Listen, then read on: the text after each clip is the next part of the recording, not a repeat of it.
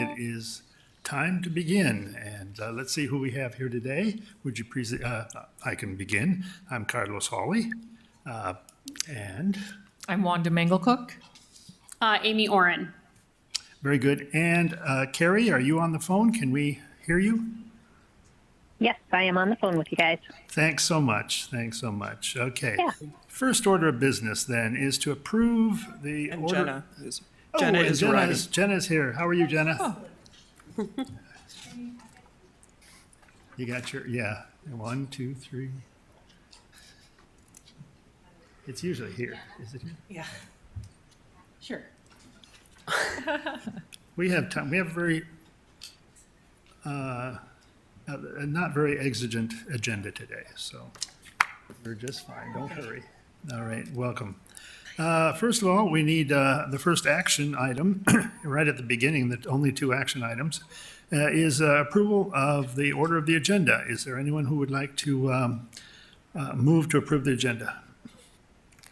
I will make a motion to approve the agenda. Yeah, thank you very much. And is there a second? I'll second. This is Jenna. Jenna, thank you so much. Is there any discussion? No, I didn't think so. It's a lovely agenda. In that case, those in favor say aye. Hi. Aye. Opposed, nay. The ayes have it. That brings us to our second action item and last action item, which is minutes of the August 16th meeting. Is there a motion to approve the minutes of this August 16th meeting? I'll move to approve. Very good, thank you. Is there a second? I will second. Wonderful. Any discussion? Those in favor signify by saying aye. Aye. Aye. Aye. Opposed, nay. The ayes have it. That brings us to public comment. And looking over the crowd, I see we have public, and you have 2 minutes and 30 seconds. Okay. Hi, everyone. I'm Whitney, and I am a former library board member, done last fall, almost a year ago. So I first want to thank you guys for serving on the library board. Classic start out. You guys are volunteers, if the public doesn't know, giving your time to the library board, so I appreciate that. I wanted to let you know, as a library board member, I know a lot of people are newer. You can, if you're interested in something about the library, you can ask that a staff member come present about it. I just wanted to let you know that you can do that. And so I had a bunch of questions about the reference desk, like what it did, and Beth came and presented for me. So just know that you can ask for people to come present on things if you're really interested. I wanted to talk about the code of conduct for the library. So library policy is an important work that the library board approves. And one reason it's important, because if people don't follow the code of conduct policy, they can, if the police are called, they can be trespassed from the library. And so that is an interesting topic that you could have a speaker on. So there's a trespass list, and if they get trespassed, if the police come and they're on that, it's 2 years where they can't come to the library. And there's also like indefinite bans from the library as well, where they can't come back. And so that might be an interesting topic to discuss and find out how many people are on the list and the process. And another part of that I don't know much about is the process to get off that list. So people can go to the director and ask to get off that, but I'm not really sure how that works. So that's a topic for future meetings. And then I know that Jillian, who was the liaison from Gladys Ray to the library, she had an office there and was there part-time. She went to work in public health. So she is no longer there to work with the homeless community. So I just would inquire if a new person, a new liaison is coming, or if someone already is. So those are a few things to keep in your mind moving forward. And I will finish with a squirming child. Thank you guys so much. Thank you, Whitney. If you wish, I can briefly address the last question. We have had staff development sessions with Jan Eliason of the Harm Reduction Program of the city. And yes, Jillian left to become part of the team over at the Family Health Care Center. Like many entities in town, and particularly anything in the public service sector, the Harm Reduction Program is dreadfully short-staffed. and very hard to recruit and get staff hired and on. They're looking for additional harm reduction advocates, and once they have their situation where they have adequate staffing, they're looking at having some of those personnel back in the library. It may not be one person, it might not be every day of the week, but the partnership will continue. Thank you very much. That brings us to staff report. Megan, you're on. Hello, my report is in your packet. I will just give you some highlights. I wanted to let you know that Library Card Sign-Up Month is going on. We've had a couple events already this month where we've been out in the community signing people up. We also have the campaign with the new library card designs going on. You can see it up on the screens behind you. I also brought some extra, so if you would like to choose a new card, I can get you switched over after the meeting. We have another author visit coming up this month. Allison Pierce Stevens, who's the author of the children's book Rhinos in Nebraska, is going to be at the main library talking about prehistoric North America. So that event is coming up later, 2 weeks, I believe. It's best suited for kids aged like 7th grade or older, and we'll have copies of her books available to purchase. Graham Wiley from Concordia College is back at the main library. He's doing a science program for teens. They're going to be doing all sorts of experiments, and he's always a fantastic time. That event does require registration, and it opened up just yesterday. On October 8th, we have Carol McDaniel from the Red River Valley Doll Club coming to do a program for events on the history of all sorts of dolls. She'll be talking about dolls all the way from 1850s through Barbie to my millennial personal favorite, American Girl dolls. People who come can also bring one doll from their own collection and have that appraised. If they have any like dolls that used to belong to their grandparents or they don't know really the provenance of their dolls, they can figure out where that might have come from. We have a new monthly event starting this month, which is Family Trivia Night. It's open to individuals, families, or just teams of all ages, and each month will have a different theme. For September, the event is on the 29th, and the focus is on the solar system and space. The library will have snacks and prizes for the top finishers, and registration can be found on our website. There are plenty of spots left for the September event. The One Book, One Community title I mentioned last month was Louise Erdrich's The Night Watchman. I have copies of the booklets if you would like one of those. This has all of the events in there because there's some here, there's some at the West Fargo Library, there's some at the Moorhead Library. One that I want to highlight is coming up October 5th. That's going to be here in the Commission Chambers. If you've started reading The Night Watchman, it's all about U.S. Indigenous relations during the period of the termination between the 1940s and 1960s. So Dr. Eric Gooding from MSUM is going to give a presentation describing and kind of giving context to specifically the U.S. Ojibwe relations at the time, which is kind of a main focus of the novel. Do any of you have questions about anything in my report or anything else library related? Anybody? Not about the cards? Who are our artists? They are on the back here. Let me see. The children's one, which is the one with the little earthworm on the top, that is Ryan LeClaire. The teen one is the stained glass in the middle, and that is Annie Ondrachek. And then the adult winner is Patty, I'm going to pronounce her name wrong. Patty Frasanka Twig. They're very nice. Thank you very much. That brings us to the director's report, and Tim is not with us today, but he will be represented most appropriately by Beth Postema. Very good. You want me to try your maiden name? No, you don't have to do Okay. that. He's sort of filling in as deputy director. And yes, Tim's report is in the packet as usual. And I believe that were he here, he would be highlighting the Goal 5 infrastructure activity and the 2 days of visits last week from to this Rob Remark and his team from JLG Architects, to from the local office, to from the cities, as well as Debbie Joy with Library IQ. It was a pretty intense, busy 2 days of seeing lots of things, asking lots of questions, answering lots of questions.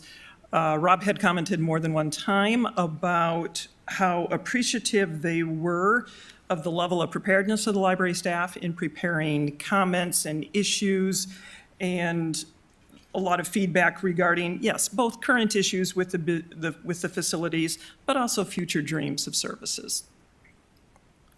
Thank you. Okay.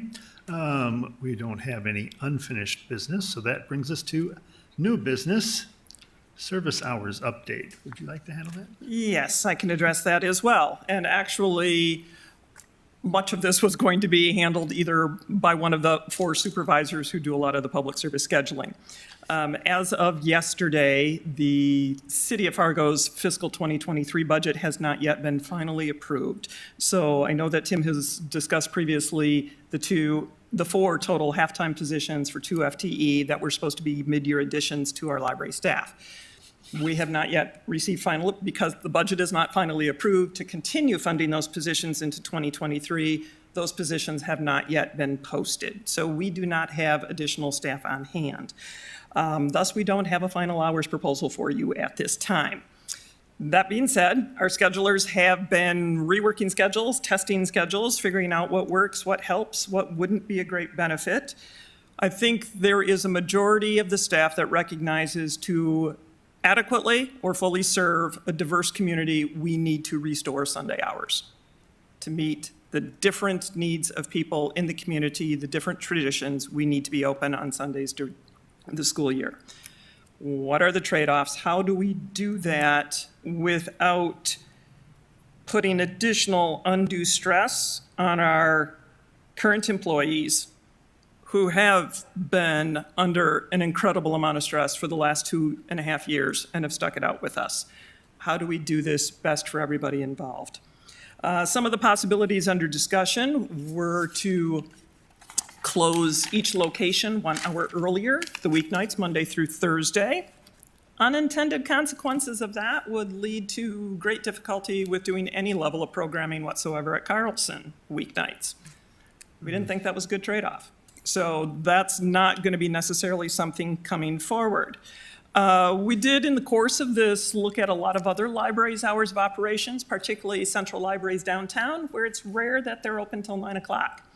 Minneapolis Central, for example, closes at 8, and that's a much more common pattern. So that may still be something on the table to offset the additional staffing hours required for Sunday to pull back weeknights at Maine, perhaps. Our schedulers and our line staff are also digging into other data we have available, either through our circulation system, where we can look at circulation by day by hour. What is circulation like after 6 o'clock in the evening? How much are we doing? And also digging into the security system, the RFID, the gates, if you will, which also keep track of door count hour by hour. So is it the best use of our resources to have 2 staff people at Northport Wednesday and Thursday evenings when there's just a handful of clicks coming through the door? There are trade-offs. There's no ideal solution that will make everybody happy, but we are looking at restoring Sunday hours, but there will probably still be some trade-offs. At this point, as I understand it, the final budget vote is supposed to take place October 3rd.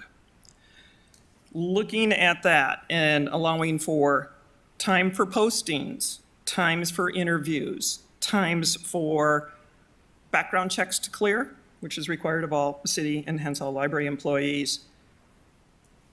The earliest I'm thinking we could get somebody on board is about somewhere November 1 to 10. Then it's a month of training to have somebody really be able to fully function at a frontline counter. With Christmas and New Year's both falling on Sundays this year, I think as our target, we have Sunday, January 8. It's not a firm commitment at this point because there's still a lot of pieces in play, but that is the target date for restoring Sunday service. Very good. Do you have any questions for?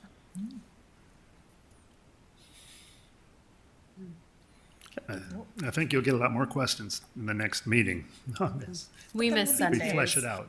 It is, yes. For many families, it is. We miss it for programming, adult programming. Adults honestly don't come to programs on Saturday afternoons. But film and jazz series, yes, they do. We missed hosting the annual jazz series this fall. But Saturdays work very well for children's programming, particularly early literacy programming. A lot of the 1,000 Books Before Kindergarten activities take place on Saturdays. Adult programming really doesn't want to cut into that core early literacy mission of the library. So, no, we didn't have film and music this fall.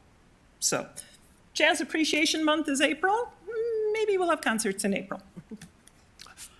Oh, let's hope so. Anything else? Thank you. Okay, that brings us to statistical reports. You have the floor. Okay. We are getting closer to 2019 numbers. Again, the percentage change from previous year, given the last 2 years have been so anomalous, they're numbers that look somewhat good, 40% more visits, door count at Maine. But given the context of what the point of comparison is, we don't have 3 years worth of comparisons on the monthly stat sheet, which we're getting there. We're getting closer to 2019. We are not going to surpass 2019 circulation, but that was a record-setting year. We're going to get closer, and circulation this month is the highest since the pandemic began. Program attendance, you maybe wonder about negative numbers.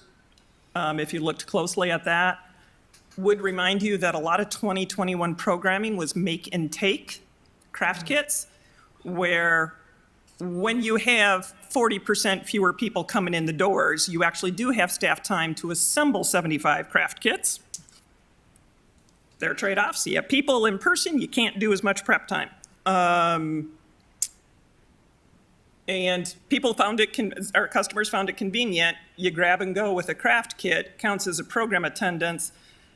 Yes, you get 75 to 100 people, but it's much more difficult for an in-person event where somebody has to commit an hour on a specific day and time. So those numbers just aren't as high. Is it take and make a program attendance? It's, the best way we can count it, we're given last year.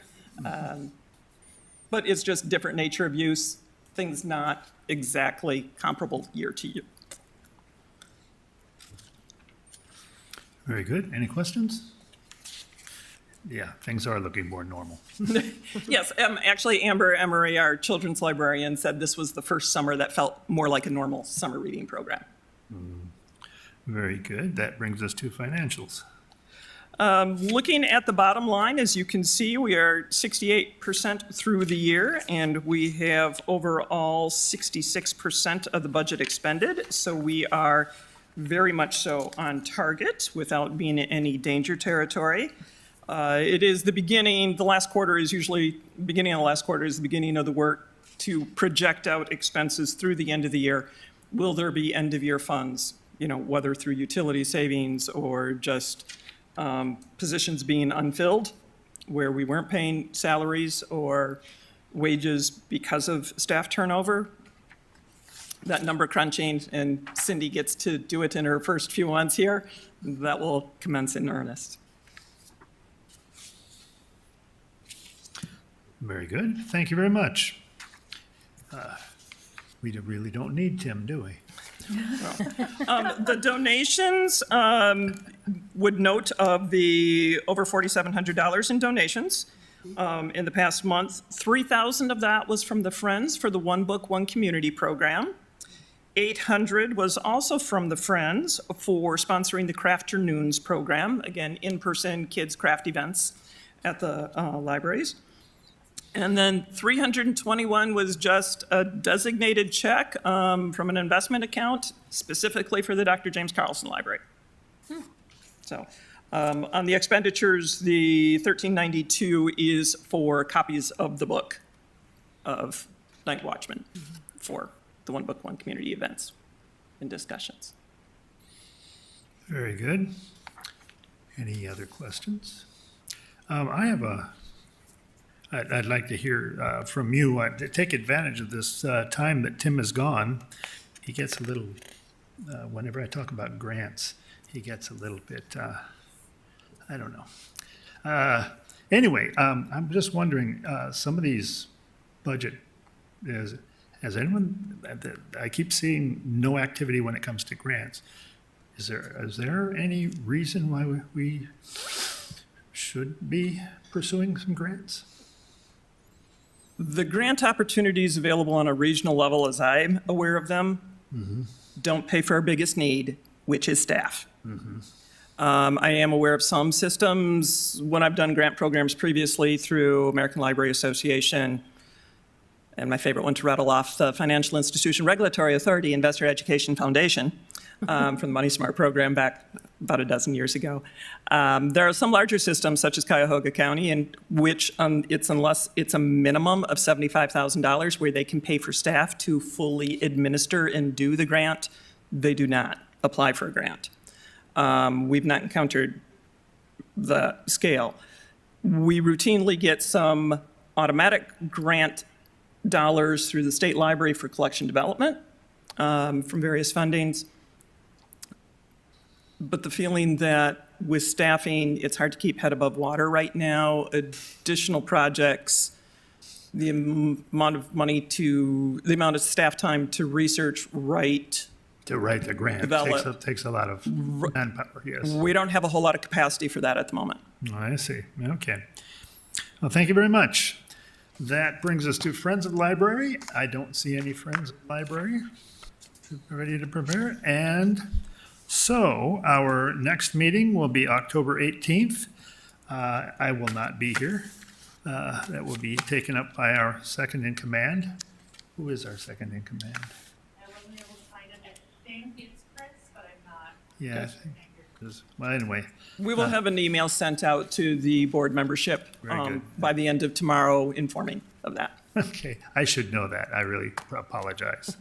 So is there a motion to adjourn? No, we will stay. I'll make a motion to adjourn, please. Very good. Is there a I'll second? second. Then you may vote with your feet. I just want to thank the committee who did the picnic in September at Lindenwood. That I just really enjoyed it. And it was a wonderful day, and I got to visit with people who are involved in the library, and it's a good thing.